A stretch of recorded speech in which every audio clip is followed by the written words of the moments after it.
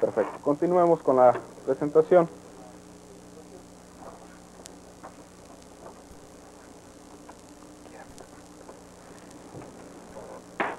La adquisición de imágenes a color se va a llevar a cabo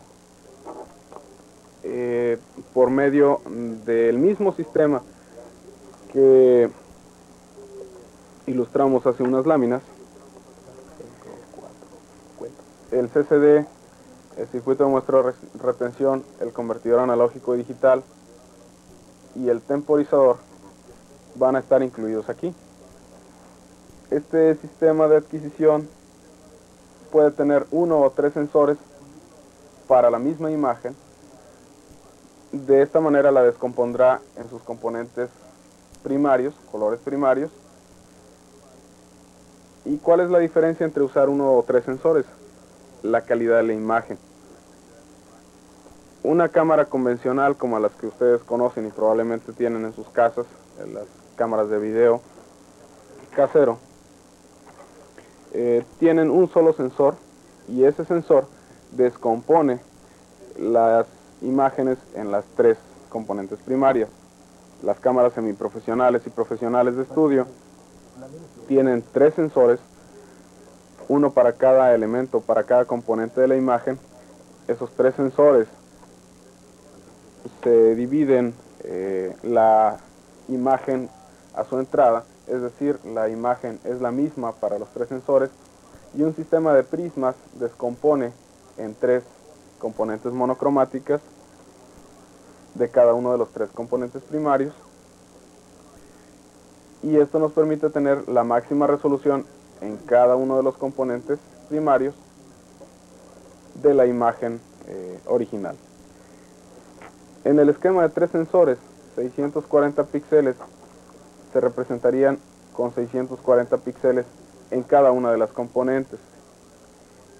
En el esquema de un solo sensor, la representación de esos 640 píxeles equivaldría a alrededor de 210 píxeles para cada una de las 3 componentes. Esto nos habla de que las componentes primarias en una cámara con un solo sensor son de menor resolución que el total que dice tener la cámara.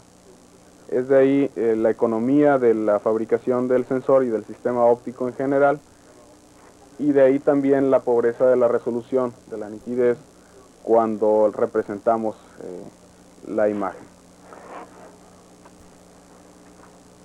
En una imagen a color que sea predominantemente roja, como en el caso de la que aparece en sus pantallas, pues vamos a obtener una componente roja que es predominante con respecto a las demás.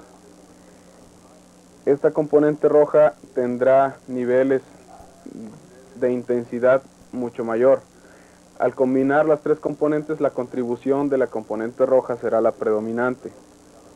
No siendo así el caso de una imagen predominantemente azul, donde la componente azul será la que tendrá la predominancia en su aparición. Cabe mencionar que en este momento estamos hablando de imágenes que no están siendo comprimidas, solamente representadas. Si consideramos una imagen de 640 píxeles en el sentido horizontal y 480 líneas en el sentido vertical, con 3 componentes de color, estamos hablando de una imagen que debe representarse en alrededor de 900.000 octetos, 900 kilooctetos. Un octeto, para quienes no lo hayan considerado, es la traducción al español de un byte o una unidad de medida de 8 bits. Tendremos una imagen representada en alrededor de 900.000 octetos. Ustedes se darán cuenta entonces en este momento de la gran cantidad de información que proporciona la imagen. Una sola imagen digital sin compresión. Muy bien. Continuamos en estos momentos entonces con la primera sesión de preguntas y respuestas. Aquí tenemos unas preguntas que nos llegan específicamente relacionadas con lo que es la resolución. Sí.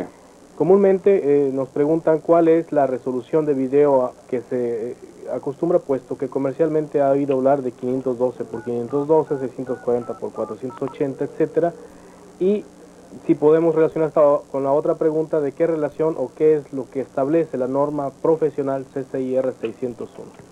Muy bien. Los formatos de imagen que maneja la norma CCIR 601 son 720 píxeles en el sentido horizontal por 480 en el sentido vertical para la norma para señales originadas en el esquema NTSC y 720 por 576 en el esquema sistema PAL. Precisamente es parte de la exposición del día de hoy abordar la recomendación CCIR 601 y los formatos de imagen. Obviamente se manejan múltiples formatos de imagen. Se han manejado a través de la evolución de los sistemas de procesamiento digital de imágenes, y los que en este momento prevalecen, que ya están asentados en las normas internacionales, son los que forman la base para otra serie de imágenes y formatos que estamos manejando. Comúnmente en el procesamiento digital de imágenes se manejan 512 por 512, 512 por 480, 640 por 480, por ejemplo, es un formato común de salida en las cámaras fotográficas digitales. Toda esta serie de formatos no deben ser una preocupación en el sentido de que no hay una sola norma para la representación, depende del sistema. Hay ciertos sistemas que efectivamente trabajan con 512 por 512, pero no así en la generalidad de los casos. Bien, tenemos otra pregunta relacionada con el sistema de visión humana. Nos dice, habló usted de conos, cantidad de bastones, habló igualmente de cantidad de granos de plata en las películas. ¿Esto quiere decir que esencialmente el sistema de visión humana es digital? Podríamos considerar que si la cantidad de bastones y de conos es finita, vamos a tener información finita. Obviamente una imagen que tiene una resolución de 100 millones en el sentido horizontal por 50 millones en el sentido vertical, pues no es propiamente lo que dijéramos discreta por la cantidad tan inmensa de información que se maneja, por lo que nosotros lo consideramos un sistema continuo.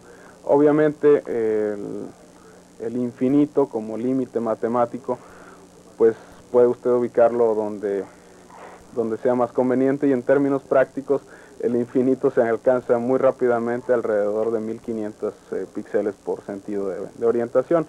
En ese sentido nuestra visión es continua en términos prácticos, pero sí, en esencia pues es discreta, tenemos un número finito de componentes. Bien, muchas gracias por esa apreciación tan importante de su experiencia. Tenemos una pregunta adicional en el sentido de qué otras ventajas nos da la tecnología digital, aparte de menor ruido, flexibilidad e integración en los sistemas de transmisión. Y en cuanto a la calidad de imágenes con mucha dinámica, empieza a aparecer la preocupación ya de video de mucha dinámica, maestro. Bien. Efectivamente, las imágenes con mucha dinámica que se presentan en la mayoría de las secuencias de video correspondientes, por ejemplo, a los deportes, representa un reto para la tecnología digital que no ha podido sortear del todo estas acciones ultra rápidas sin modificar la cualidad básica del componente de secuencias de imágenes. Es un reto y que se resuelve cuando se trabaja en tiempo real a toda la capacidad, es decir, sin comprimir, no hay problema. Las ventajas adicionales que representa el usar sistemas digitales es la posibilidad de integrar de manera síncrona múltiples fuentes de datos, múltiples fuentes de información de audio y de video, sin la necesidad de ampliar el ancho de banda requerido para las comunicaciones. Esto, además de representar mayor flexibilidad, está englobado en el comentario de mayor flexibilidad, nos permite lograr integrar otros campos, no solamente la televisión y el cine, como lo mencionábamos en una lámina anterior. Bien. Bien, yo creo que con esto contestamos incluso a la pregunta del ingeniero Benítez, localizado en el aula del CET en la Ciudad de México. Y es importante mencionar el hecho de que las diferentes resoluciones que hay para formatos digitales vienen de los diferentes esfuerzos por introducir lo que es televisión digital y la tecnología de televisión digital.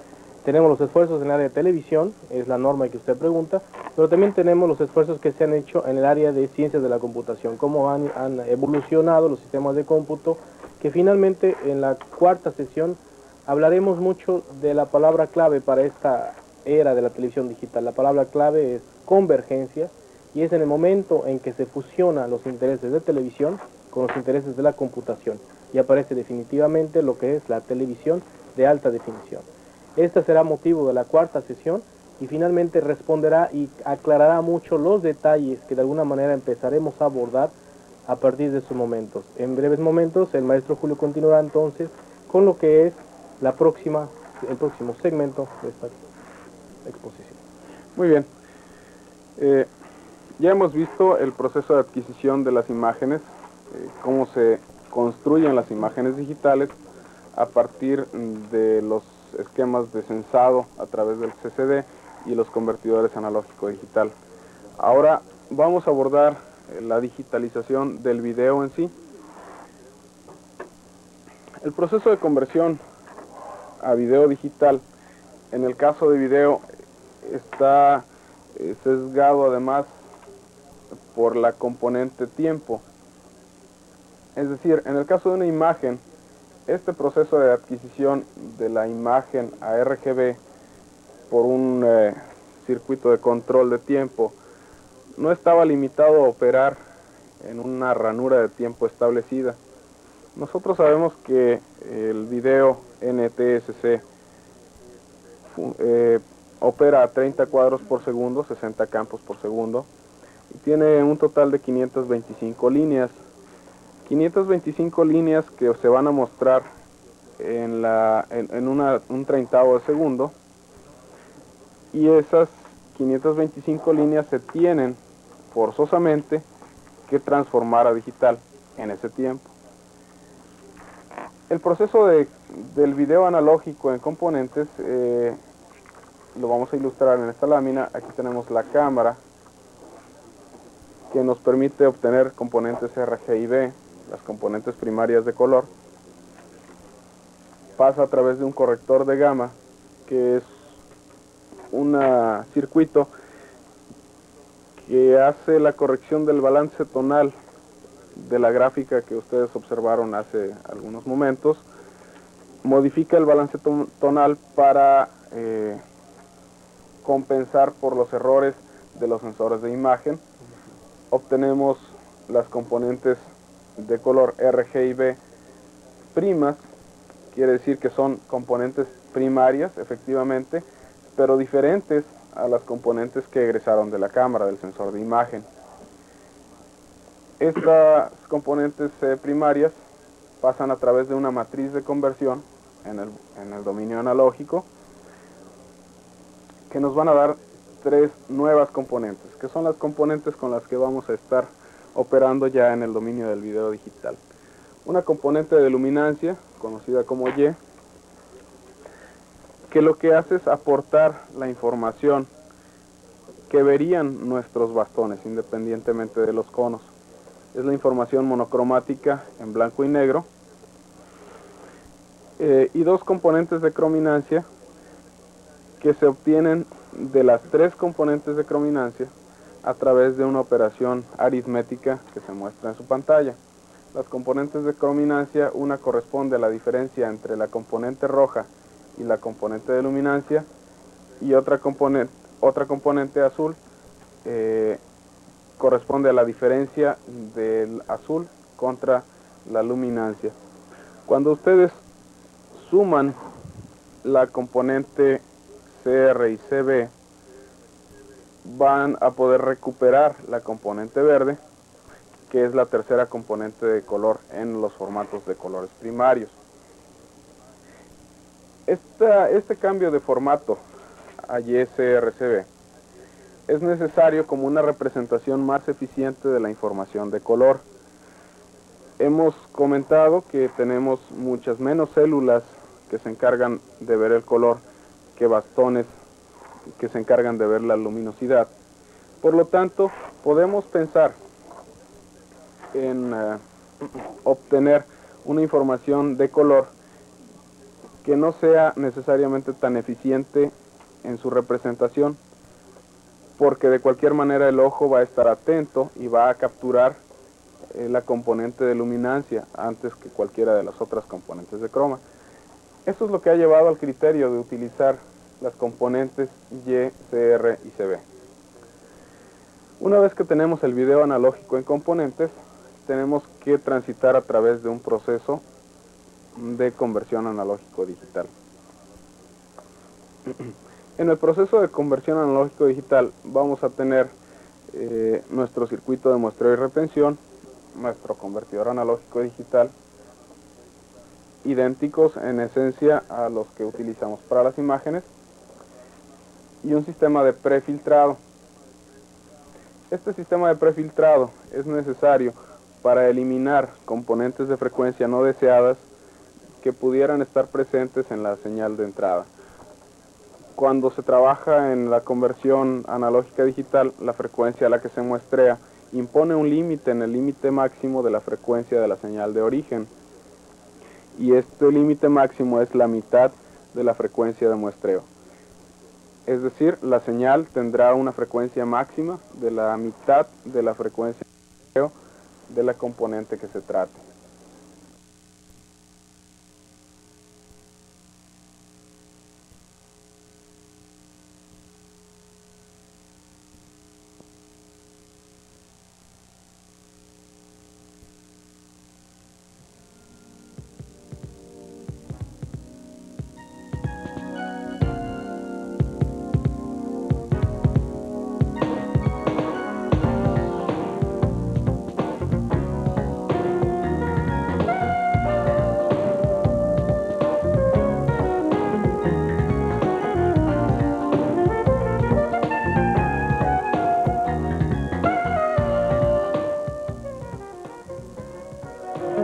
Claro que sí, lo pido yo. Bien, disculpen ustedes una falla en el enlace. Vamos a continuar con la exposición. Nos habíamos quedado en el esquema de conversión, en el que vamos a utilizar una frecuencia diferente en el muestreo de la señal de luminancia y de las señales de croma. Esto nos va a permitir separar totalmente la componente de luminancia de las componentes de croma, inclusive en el muestreo de la señal. Nos va a permitir también manejar una frecuencia de muestreo diferente para las señales de croma, que es precisamente algo de lo que recomienda la Unión Mundial de Telecomunicaciones en su recomendación CCIR 601. Las componentes de croma se manejan por separado. La elección de la frecuencia de muestreo en el sistema de componentes deberá producir por fin un valor común para los dos sistemas de televisión que durante tantos años se han manejado independientemente. Ustedes saben que NTSC y PAL siempre han manejado sus esquemas de manera independiente, y a la hora de empezar los esfuerzos de televisión digital se consideró que era tiempo de elegir una frecuencia única para ambos sistemas que nos produjera un número entero, además de muestras por cada una de las líneas. Es por eso que se llega a la mágica frecuencia de 13.5 MHz, y lo comento como mágica porque unifica ambos sistemas que en el dominio analógico estuvieron separados para integrarlos a un solo sistema digital. Esto nos permite que en la etapa de adquisición de video sea común para cualquiera de los dos sistemas y que produzca salidas diferentes en tamaño. Sin embargo, como veremos más adelante, la línea activa será del mismo tamaño, restringiendo precisamente el ancho de línea o el número de píxeles por línea en el dominio analógico. 13.5 MHz es pues la frecuencia única de muestreo que vamos a estar utilizando para ambos sistemas. En el caso del video analógico compuesto, la adquisición hasta el esquema de componentes es similar. De hecho, en este momento tenemos video en componentes. Lo pasamos a través de un codificador que va a ponerlo en NTSC o PAL como salida de video analógico, y de esta manera podemos tener video analógico compuesto a la salida. Este video analógico compuesto estará sea en formato NTSC o PAL. Es necesario en algunas aplicaciones utilizar el video analógico compuesto como fuente y almacenarlo de esta manera en video digital. El esquema de conversión analógico digital para video compuesto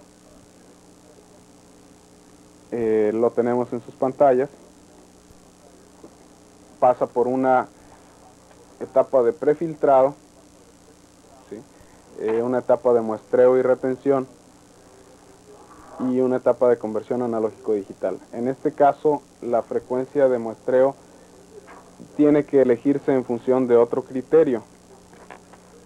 El otro criterio es precisamente que vamos a tener una única señal que es compuesta, y que esa señal tiene solamente una posibilidad en cada uno de los sistemas, es decir, NTSC y PAL tienen frecuencias diferentes y hay que trabajar ambas. El criterio que se sigue en este caso es elegir una frecuencia de 4 veces la subportadora de color para cada uno de los sistemas, NTSC o PAL. FSC es la frecuencia de la subportadora de color, que es 3.58 MHz en el caso de NTSC y 4.43 MHz en el caso de PAL. Y esto nos va a dar diferentes frecuencias, efectivamente, en el dominio analógico, en el dominio digital, perdón, 2 frecuencias de muestreo. Esta diferencia no se puede sortear con este esquema digital. Sin embargo, lo que va a suceder es que vamos a tener que manejar por separado NTSC y PAL, como hasta el momento se ha llevado a cabo. Bien, ¿para qué usaríamos video compuesto? En el caso de video en componentes, las componentes que tenemos de imagen nos permiten tener la máxima calidad posible a la hora de digitalizar el video. Esto nos permite trabajar en estudios de producción como el del CETEC, que en este momento transporta nuestra señal, con la máxima calidad disponible. Esto nos representa otro problema, el problema del transporte de las señales. Estamos hablando de que estamos transportando 30 cuadros por segundo y, como habíamos observado, estamos alrededor de 900 K por cuadro de imagen, lo que nos implica alrededor de 270 megabits por segundo.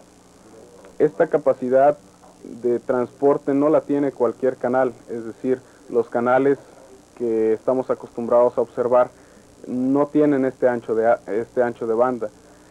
Esto impone una restricción a los medios donde pueden moverse estas señales.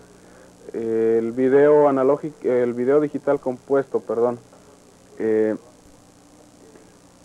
transporta entre distancias cortas, entre equipos de producción, con la máxima calidad disponible. No es video comprimido, pero a la vez no es posible transportarlo en cualquiera de sus medios. El video digital compuesto nos da cierta flexibilidad, puesto que solamente es una señal y no 3 como en el video analógico en componentes. Nos permite reducir el ancho de banda a alrededor de 160 megabits por segundo, y este formato ya es más factible para ser usado en transmisiones internas en mayores distancias. En el caso de video digital compuesto, se utiliza principalmente para almacenar o para transportar a grandes distancias el material generado en los estudios de producción. En los estudios de producción se requiere de señales lo más limpias posibles. El video digital compuesto no necesariamente aporta la mejor calidad, puesto que seguimos careciendo del problema de que los 8 ciclos de croma que van en la ráfaga que forma la señal de video compuesto no necesariamente los vamos a recuperar fielmente. Esto produce ciertos corrimientos de croma cuando se transporta en video digital compuesto. Sin embargo, es un medio sumamente más económico para transportar señales en un formato que posteriormente revisaremos, que es el formato de 2. El formato de 1 de video digital en componentes es la otra alternativa, que es sumamente costosa en términos de equipos. Bien, continuemos con nuestra explicación de la digitalización de video digital. Debo hacer la aclaración para quienes nos están escuchando en nuestro teleauditorio, que hay un pequeño error en las notas. El subíndice Y aparece en las notas, no aparece en la presentación, obviamente fue corregido. Y es solamente para que no cree la confusión de que aquí también hablaríamos de una señal Y de luminancia. Es una señal de video compuesto. Bien. Pasamos entonces a la sesión de preguntas. Tenemos en estos momentos contacto con nuestro canal 11 de Panamá, en la cual les enviamos un cordial saludo desde aquí, desde Tijuana, y le envían una pregunta al maestro Rolón. Maestro, ¿cuál es la diferencia entre la resolución de calidad realizada en cine y en video digital? Muy bien.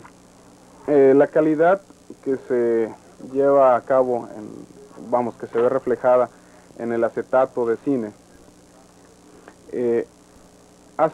hace un tiempo era mayor que en la televisión, en el sentido de que la calidad de la película podría ser tal que los haluros de plata tuvieran tal densidad que mejoraran el esquema analógico. Es un sistema que corre a 24 cuadros por segundo, y en el caso de los sistemas digitales, estos han mejorado sustancialmente la calidad con respecto a sus contrapartes de cine. Por un lado, porque uno de los trucos o los secretos de la televisión digital es que en el momento de la adquisición de una señal que se sabe, que se conoce, que proviene de cine, se digitalizan no a 30 cuadros por segundo, sino a los mismos 24 cuadros por segundo. Y una vez que se ha adquirido a 24 cuadros por segundo, pasa por el proceso de compresión. No así con las señales de televisión, que se sabe son de 30 cuadros por segundo. En ese sentido, el esquema que vimos para la digitalización de video en componentes cambia sus frecuencias de muestreo para satisfacer los 24 cuadros por segundo de requerimiento del cine. La televisión digital es pues un medio para mejorar, a través de la adquisición digital de los cuadros de las películas de cine, esta señal de origen, el acetato de cine. Bien.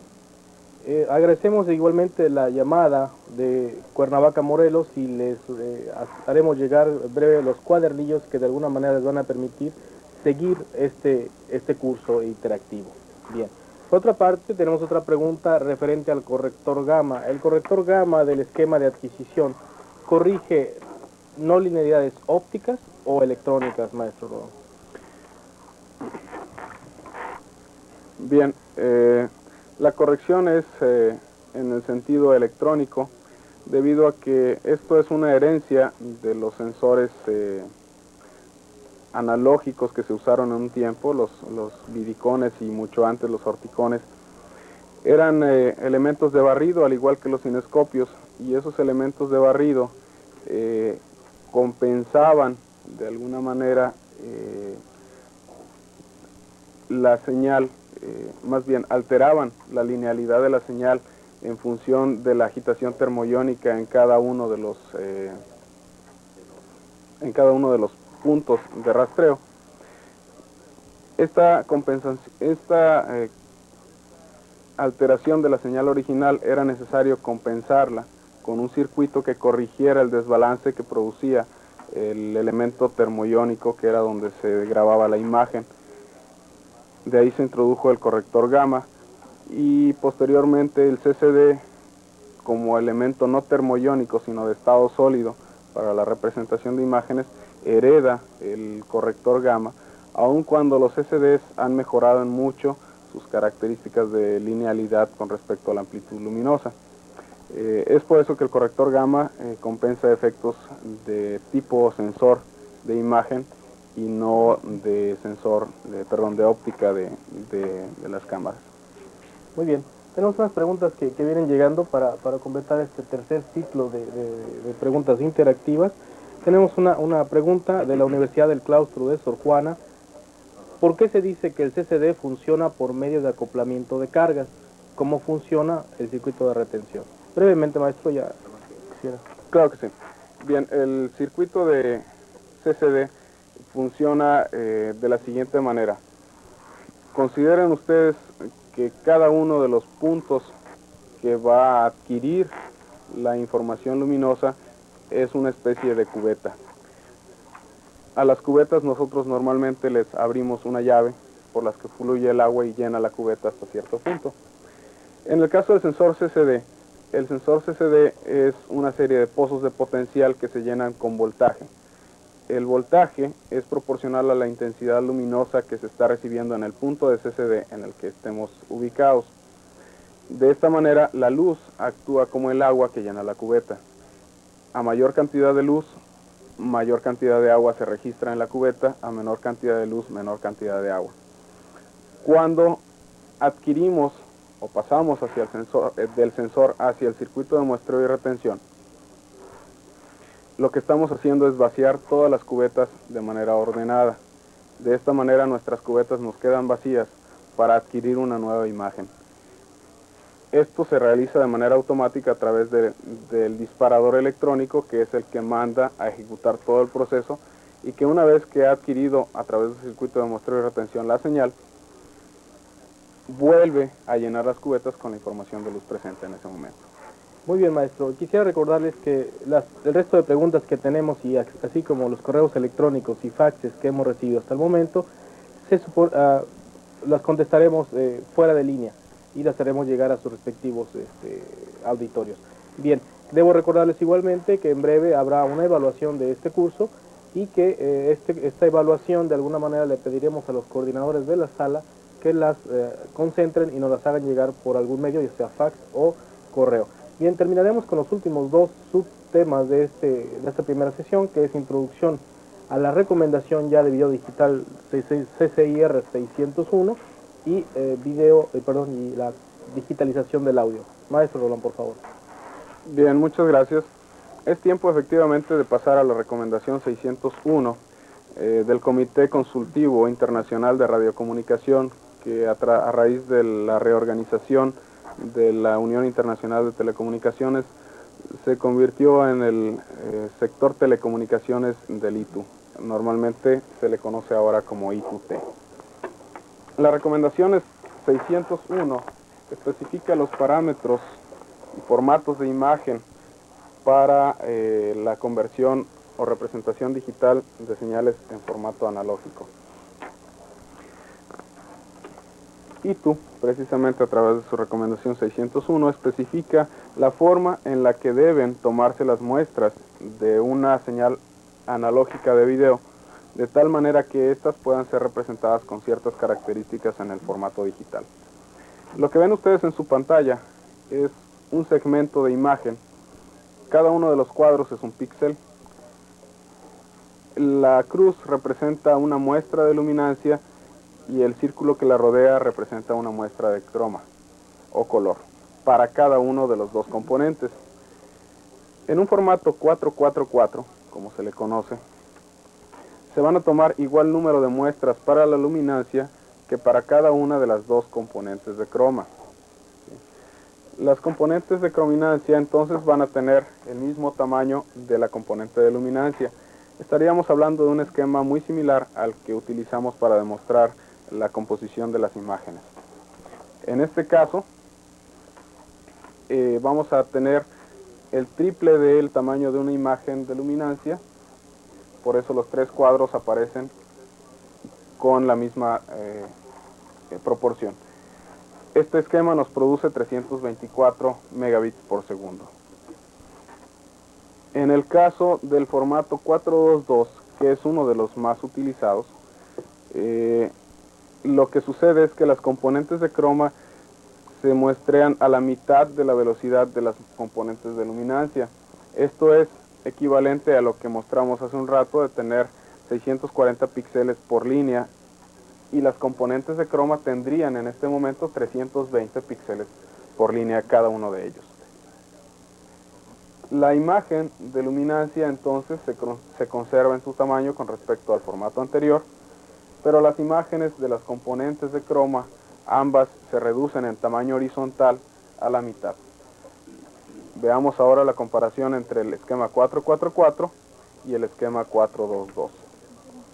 Bien, el esquema 4.4 nos da la máxima calidad y de hecho sería la manera en la que se transportaría por D1 la señal. El esquema 4.2.2 ya nos introduce pérdidas de croma, ¿sí? El esquema 4.2.0 va a introducir ahora una pérdida adicional, es decir, las muestras de color se van a tomar aún más espaciadas, tanto en el sentido horizontal como en el sentido vertical. Bien, esto nos produce imágenes de componentes de color de la mitad del esquema 422. Son las componentes de cromo más pequeñas que existen de los tres formatos, pero son las que llevan suficiente información de color como para hacer posible todavía tratarlo numéricamente sin degradación. Veamos rápidamente el esquema 4.4, el esquema 4.2.2 y el esquema 4.2.0.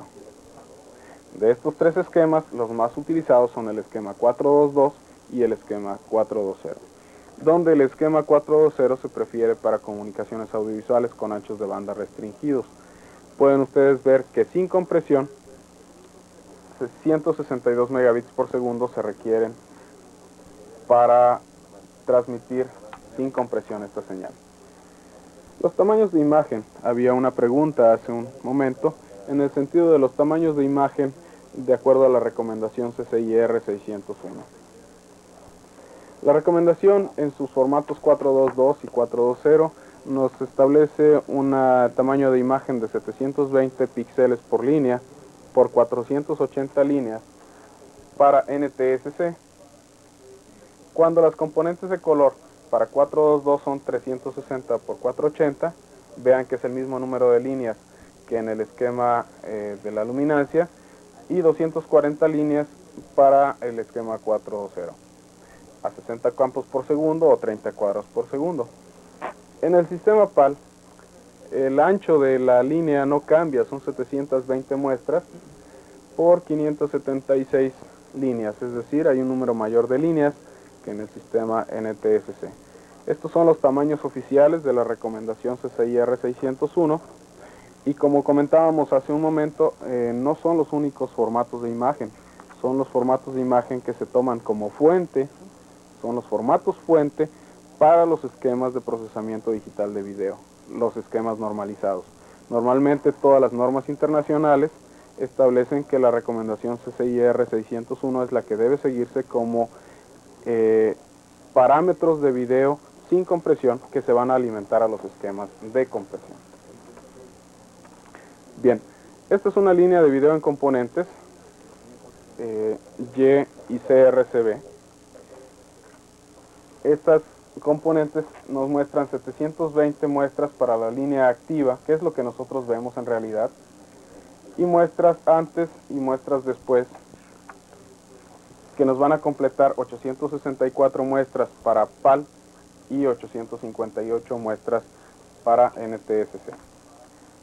Las amplitudes en la componente de luminancia, para quienes están familiarizados con los esquemas de televisión, esto es lo que verían ustedes en un monitor, y sus códigos equivalentes en formato numérico. Para una línea de croma, la referencia, perdonen ustedes,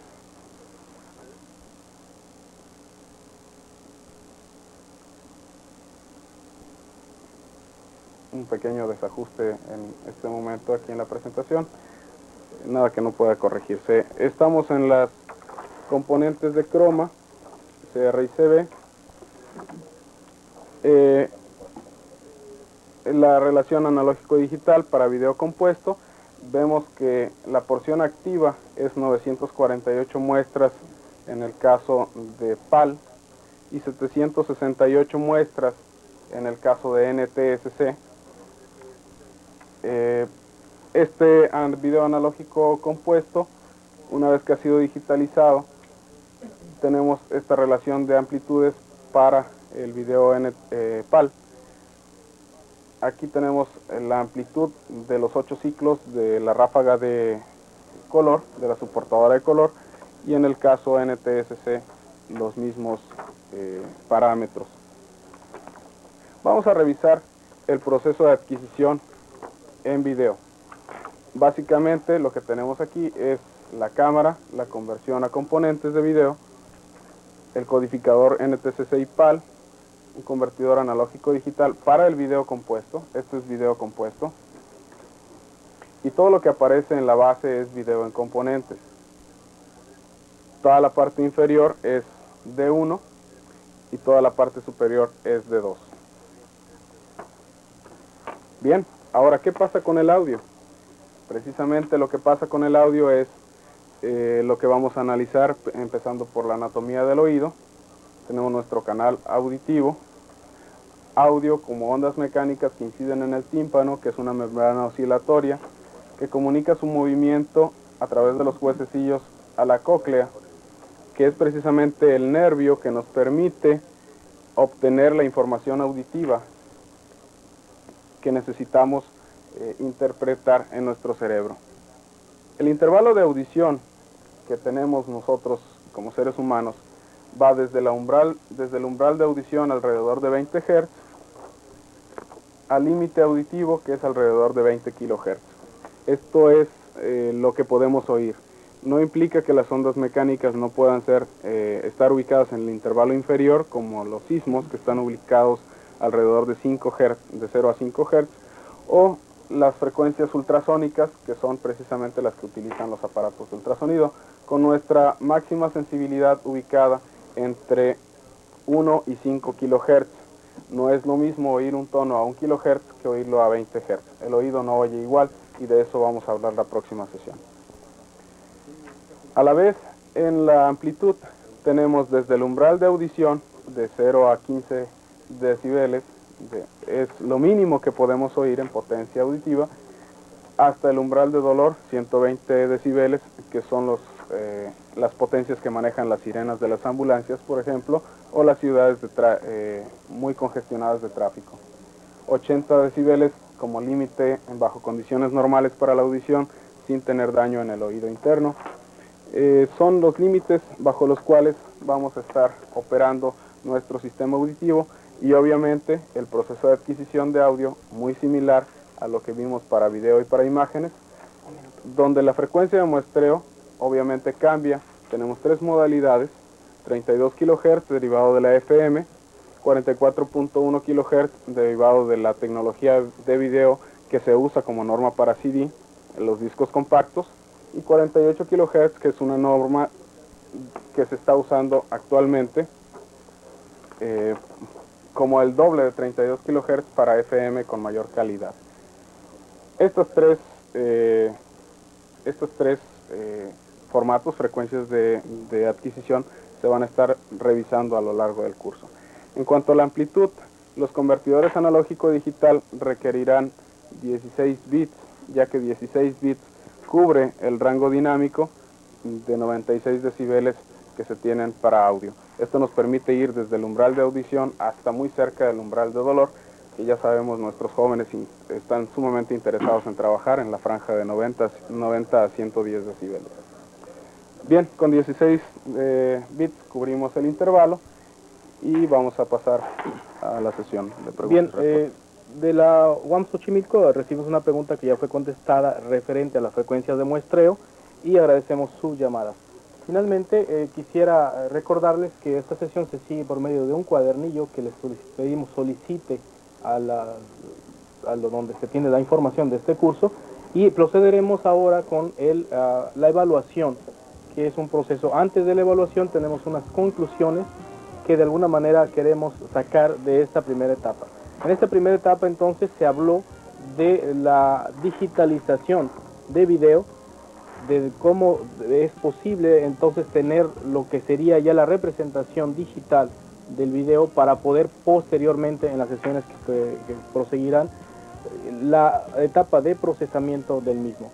Para terminar se habló un poco sobre el audio y la cantidad de bits que de alguna manera se ha tomado como norma para poder establecer los criterios adecuados entre todas las personas que trabajan en el área de televisión digital.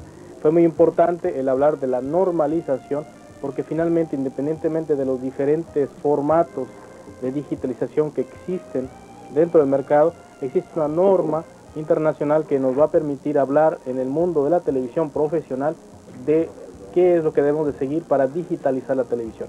Hasta esta sesión exclusivamente hemos hablado de digitalización.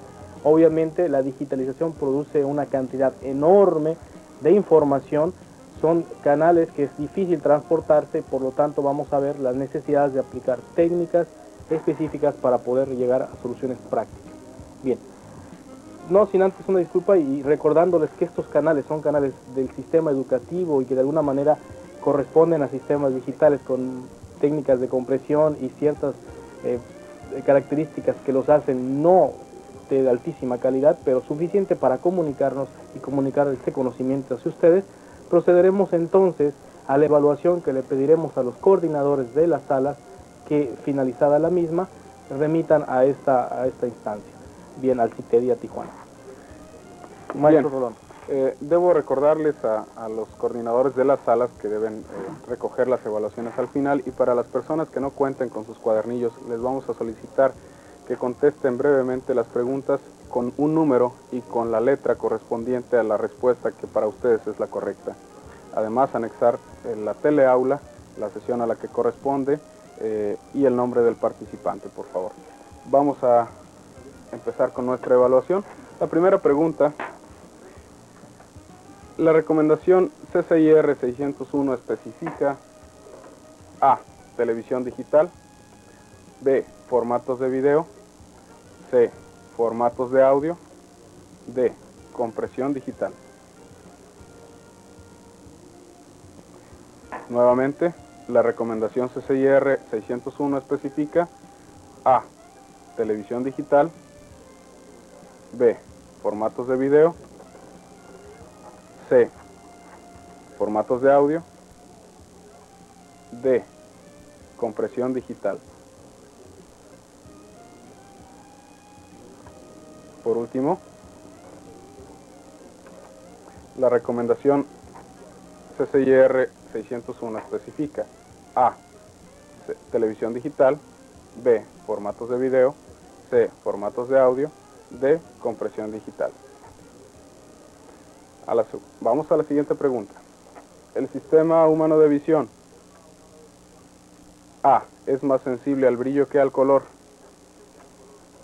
B. Aprecia mejor los colores en la oscuridad. C. Aprecia 5 colores primarios. D. Es como una caja oscura.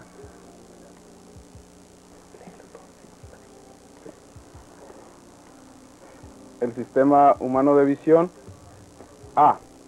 Es más sensible al brillo que el color. B. Aprecia mejor los colores en la oscuridad.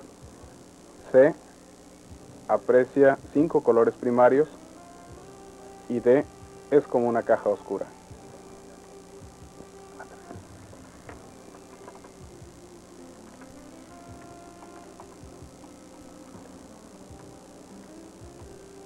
Número 3, pregunta número 3. El número de bits por píxel en una imagen digital convencional es 8, A, 10, B, 7 en la C y 2, D. El número de bits por píxel en una imagen digital convencional es A, 8, B, 10, C, 7, D, 2.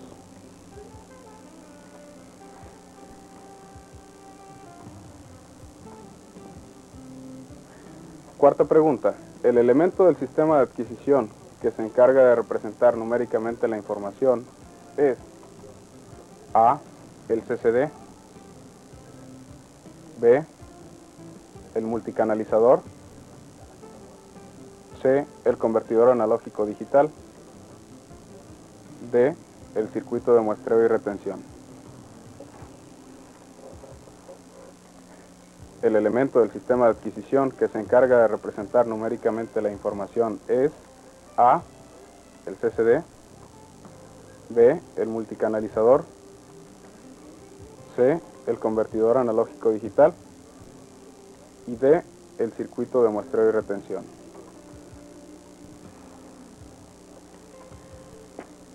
Quinta pregunta. ¿Cuál es la relación entre la subportadora de color y FS para video compuesto? 2, 6, 4, 1. ¿Cuál es la relación entre la subportadora de color y la frecuencia de muestreo para video compuesto? A, 2, B, 6, C, 4, D, 1.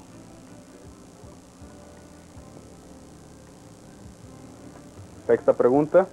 Las señales para la formación del video compuesto son R, G y B,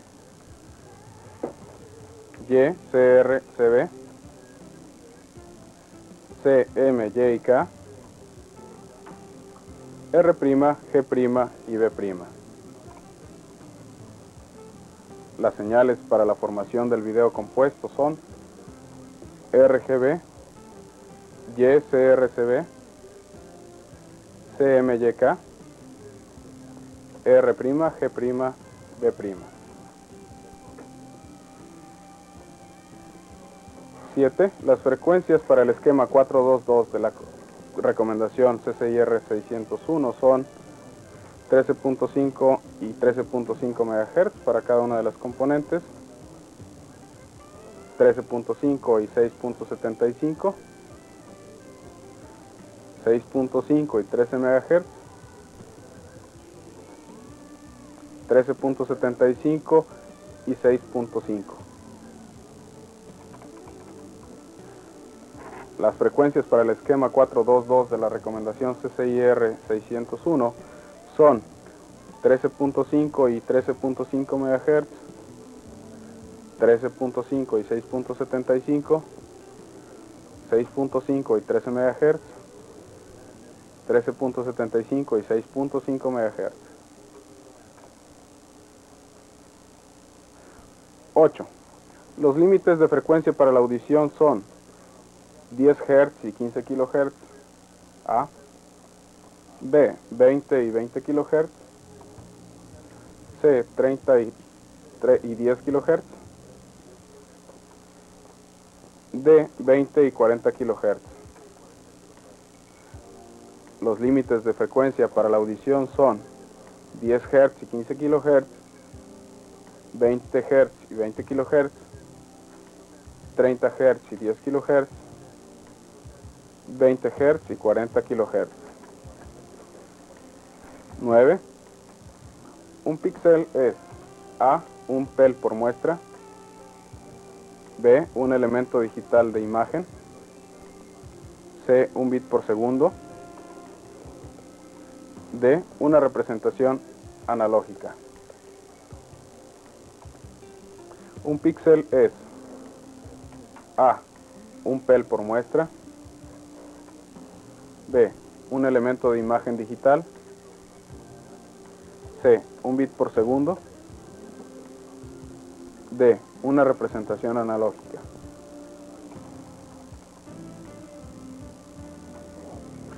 Y por último, la pregunta número 10. D1 es un formato para A, video analógico compuesto, B, video digital en componentes, C, video digital compuesto. D, video analógico en componentes. D1 es un formato para A, video analógico compuesto. B, video digital en componentes. C, video digital compuesto. Y D, video analógico en componentes. Esta ha sido la evaluación. Les recordamos a quienes no tengan las notas, por favor anotar los números y las letras que crean corresponden a las respuestas correctas. Las hagan llegar al coordinador de su sesión en su sala respectiva, anotando su nombre, la teleaula de donde proviene y la sesión a la que corresponde.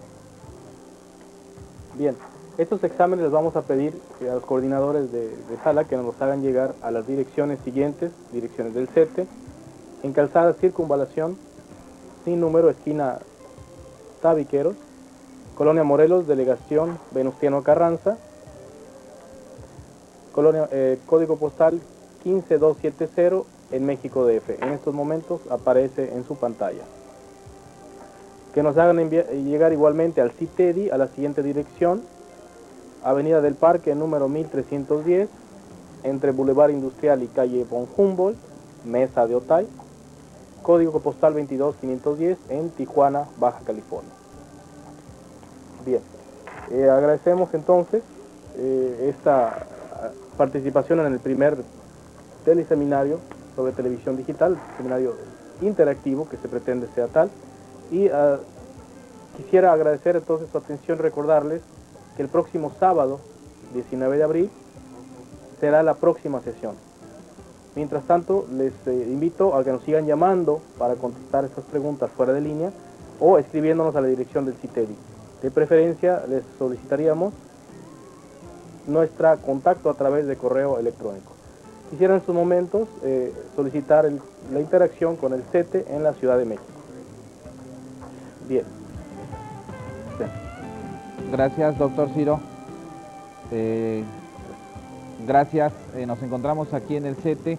Quisiéramos nada más agradecer al doctor Ciro Martínez y al maestro Julio Rolón los conceptos vertidos en este primer teleseminario y recordarles a todos los participantes nuestra cita para el próximo sábado 19 a la misma hora por este mismo canal del sistema EduSat. Y me permitirían hacer un comentario. Ha habido muchas preguntas sobre la gente que se inscribió y que no ha tenido todavía forma de hacer el pago.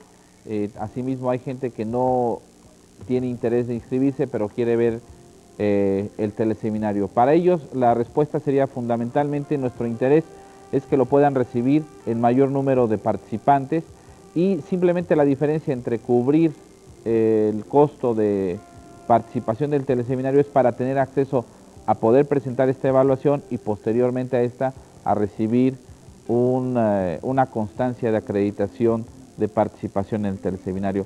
No sé, doctor Martínez, si tú quisieras agregar algo más al respecto o cuál sería tu opinión en este sentido. Claro, antes que nada, ingeniero Sochipa, en la unidad del CETE de México, Distrito Federal, quisiera recalcar una vez más lo que estamos logrando en estos momentos, que es un enlace entre diferentes redes privadas, redes cerradas digitales, para poder lograr esta transmisión a través de la red EduSat, red Politécnico. Utilizamos tanto satélite, fibra óptica y toda una serie de proezas tecnológicas que gracias a los ingenieros de la UTE y del Instituto Politécnico Nacional hacen posible esa transmisión. Por lo mismo, recordar a nuestro auditorio el hecho de que esto trae como consecuencia pues cierta calidad de señal, pero esta es aceptable desde el momento en que consideramos que este es un esfuerzo del sistema educativo para fomentar la actividad de educación a distancia. ¿Qué opina usted, ingeniero Sochipa, y cómo nos vio allá en México? No, muy bien, los felicito, Ciro, los felicito. Creo que este primer evento nos ha ya marcado la pauta para poder continuar con este esfuerzo. Y bueno, hablando de la calidad, sería justo decir, hablando en términos de compresión, que la señal que viene del CITEDI viene por una fibra óptica, viene comprimida a una velocidad máxima de 2 megabits por segundo. El sistema EduSat ve esta señal como un espejo, es decir, la calidad con la que recibimos su señal desde allá es tal cual la que se está retransmitiendo en el canal EduSat, Y me permitiría también comentar que hay algunos usuarios particulares que seguramente se preguntarán cómo lo reciben si estamos hablando del sistema de USAT. Bueno, el sistema de USAT tiene un sistema espejo dentro del sistema DTH de Multivisión. Todavía existen aparentemente algunos usuarios que lo reciben por el canal 50 del sistema de Multivisión. Entonces, hablando de la calidad, creo que es lo que ahorita tenemos a nuestro alcance para poder aprovechar la experiencia de los investigadores del Centro de Investigación de Tijuana, del CITED y del Politécnico, y creo que para los objetivos que estamos persiguiendo de este curso es bastante satisfactorio, y bueno, creo que con esto concluiríamos y les daríamos las gracias, esperando continuar las próximas sesiones con estos comentarios. Tijuana, dejo los micrófonos en manos de ustedes. Gracias, ingeniero Sochipa, nos vemos la semana próxima. Gracias a todos y con esto concluimos. Gracias.